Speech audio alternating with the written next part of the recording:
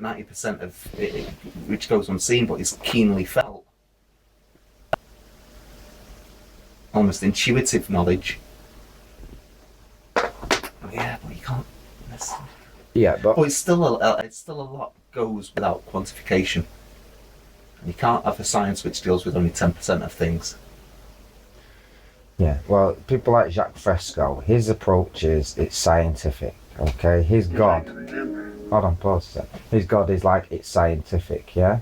His way of accessing information, his way of accessing God. Devil's advocate, that's fair enough, but you must understand I know those points as well. Yeah, that's fine. But it's also, I work it out in my own head, because every thought carries another thought. Just like I say, I'll bring this idea in a cup. You know, this word is like something that tastes unique or has a specific thing associated with it that's not like anything else. I'm not saying all things. I'm making everything finite. Every word that I use makes it finite, or it's supposed to. Yet he'll say not abstract concepts. Well, language is abstract, isn't it? Because it has many different meanings, that's interpretations. He doesn't want anything to impose on his way, rational point of view. Right, and that is very much like what the world. Because who do governments listen to then? Because he's talking about, people go and pray either to God or they think the government's going to do this, that, and the other. And he says it's not that; it's engineers that build the world, etc. But then he, as a scientist engineer, would still have to go to a government in this world, in this incarnation that we're in now, this time. He'd have to go to the government and say, right, I need a grant for research, or, he'd need some income to keep his life going. And this is where he fails to recognise. I think this might have been why he had the falling out with that Peter Joseph, who did the ZIETGEIST series, because he was basically saying there's a set of decisions we're going to have to make about taking on responsibility for everything, but nobody's got the full answer. And you said right at the beginning, well, I won't say it for you, you say it again, which was nobody knows anything. And that people need to check themselves. People should not be having children per se. No, what other things? If they've not first sorted themselves out, because they need to find out themselves. Okay, so finding out the self, that's important. And I said, but there's a certain set of things that you only learn when you apply knowledge of self. Then I didn't exactly say it like that, but I'll say it that way this time. Knowledge of self to the other, and recognizing how the other is like self. Yeah, but that goes without saying. I can look at most people and no, it doesn't go without saying or without thinking. It goes with what you said. Knowing yourself first enables you to know other. If you don't know yourself and you only know other, therefore you interpret self through other. Yeah.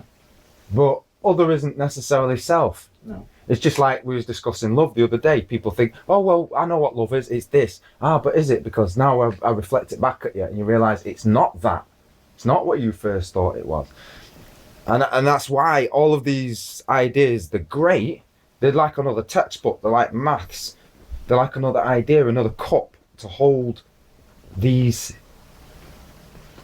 designs, these separations of infinite everything. This is finite. This is what we're talking about right now. We're talking about fixing a bridge. Well, some people would pray. Some people would try to know themselves. Some people would try to know the other. Some people would ask the government. And all of those things might be required, actually. That's the great mystery of God. Everyone thinks that. The thing is, we're all going to be drinking from the same cup. That's how it is when you sit down at the IM's table. Mm-hmm. Well, self-importance, or, putting yourself at the centre of everything, at the focal point, saying, right, I am, and because I exist. That's why the I am is at the centre, and we kind of like orbit. And I think that's where you and Jacques Fresco would probably disagree. I could be wrong. You see, I don't think most people would disagree. I think most people in a room together tend to find things to agree on, but I don't know if that's the full truth of what they believe, or if they just say that just to fit in. Yeah, I'm just not keen on the idea that people can work it out for themselves. They won't, because they have to reintroduce themselves to God. But let's go back to that utopia idea. Is that something you saw being portrayed in that then? Oh yeah, the main story in the Utopia thing is that given population growth, what we're dealing with is we had so many years relying on the sun's energy, bacca, pretty much, on a day-to-day basis. Trees and plants, that's sun's energy stored in organic bodies, animals same way. Then we discovered historic solar energy in terms of natural gas, coals, that sort of thing, and we've been using that and using it to fuel population growth. Yeah. So since we discovered the use of fossil fuels... Well, hold on. Before you say we've been using... Oh, I'll let you finish. I'll hold the point. Go on. Right, so the same time as fossil fuels started to be used, fueling the Industrial Revolution and that, fueling all sorts of pharmaceutical... when I say pharmaceutical, I mean just industry. Basically agricultural production, this, that and the other. Petrochemical. All those things of modernity has fueled population growth, which has seen it increase Right. to this point now. And the major increase was only in the past 300 years. Same sort of time as the use of fossil fuels started to come in. So, when the fossil fuels deplete, then you're going to be stuck with a whole lot of people whose lifestyle depends on the use of fossil fuels. With no fossil fuels to fuel it, there'll be kind of like a primal battle for resources. We're talking death and destruction. Humanity left to itself, that is. I mean, all of this is humanity left to itself. There's no necessarily introduction to God, which they can't do. Yeah, We're talking about the Utopia TV program. So what the group are dealing with is that they're looking to sterilise 95% of the population through the use of, like the Joker in the first Batman, used all of these products. And why are they nicking my ideas? It's like I say, harmless, but with the addition of this certain other thing, it activates the enzymes in the I want to clarify that right now, because I'll say things like that because I have suspicions. And I'll type that on my Facebook. Yeah, the way they're using chemtrails, geoengineering is. You're not going to die just off the geoengineering alone. Wait. But I've put that in. This now comes on TV. Okay, go on. So they use a flu vaccine to act as the catalyst, and this fuel, the first part of the enzymes being put across in foods and whatever. Yeah. The second part is activated by this flu vaccine, which they make much of propaganda-wise, and they say, measles, mumps, rubella. We're going to distribute it to 95% of the population. We're going to stamp this flu out. But basically, they're saying, like, well, we're going to get this flu vaccine, and the thing that's in the flu vaccine is 95% of the people. Even though there's no cure for flu. And and that way the enzyme and the catalyst will be right. So how? So all of this. That's the plan by this one scientist, and it gets taken on board by government and societies and whatever. So he kind of like distrusts them and hides a key component of this. Yeah. What do they call it? Janus, which is the Roman god for looking both ways. Starts in just January, hence 1 year begins another. But all of that's fake anyway, because we know when the year starts. Two-facedness, isn't it? So all of this is encoded in a comic now. And the first part comes out and it has its little fan base, but there's a secret second part which tells the story separately, and this second part starts off in the hands of one man. He's killed. The manuscripts finding its way all. Basically, there's a group of 4 or 5 people who kind of like wanted to get hold of this second Utopia manuscript. And they've been led through a few conspiracies. One of them's the daughter of this scientist who had the Janus idea in the first place, had encoded it in the comic and also put it in his daughter. So it's kind of like those other things which touch about the blood being the key to this or that. Right, so the common themes anyway. Where do you hide the thing? Well, you hide it in such and There's such. a couple of comments I want to make about that. The first being, you see all that what you just discussed there.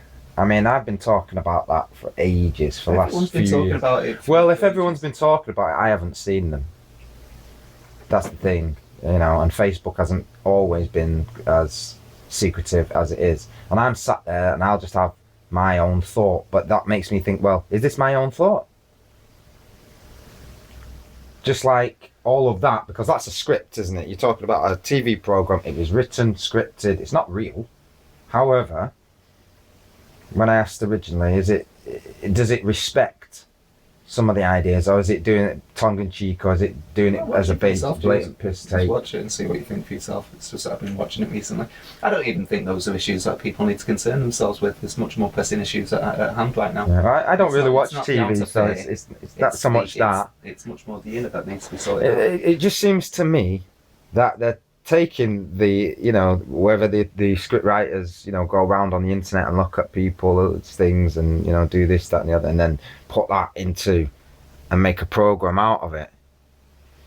Well, Jules, what are you going to do? You can't deal with that right now because you've not done the reading. Oh, what of Utopia? Otherwise, you've got an opinion about something you don't really know too much about. So you've got to watch it if you feel it's important for you to watch it. No, just hearing how you're talking about it, I see an effect that it'll have, you know, on the way people add 2 and 2 and get to 4. Maybe people will start, you know, actually looking. Those few people who watch it, yeah. Because let's face it, there's probably more entertaining things on TV. Yeah. And well, I'll definitely get it and watch it, but like I said, even just from the adverts that show you, you know, what's coming up on new season and oh yeah, adverts like that just trivialise it until you get actually into it. You don't get the meat and bones of it. What you do is look at the shiny chicken. It makes you wonder, why is it trivialising it? Because it's not even trivial. Well, if you make all of it, it's saying got a run it's and they've core got message. all of this adventure. Its core message, you're saying, is that we have used oil to overpopulate. Like, this was our purpose. We just wanted the oil just so we can overpopulate. Ha ha ha! We're wicked. We overpopulated. No, just ignorant. Ignorant. Okay, I'll accept that. But you know, it wasn't done knowingly. Exactly. This is it's like their drugs. It's a side effect of success. A side effect of prosperity is greater numbers of people, therefore greater and greater responsibility, greater and greater pressure placed on those same resources, and the methodologies we used in the past to do what we used to do, feed the people, etc., changed.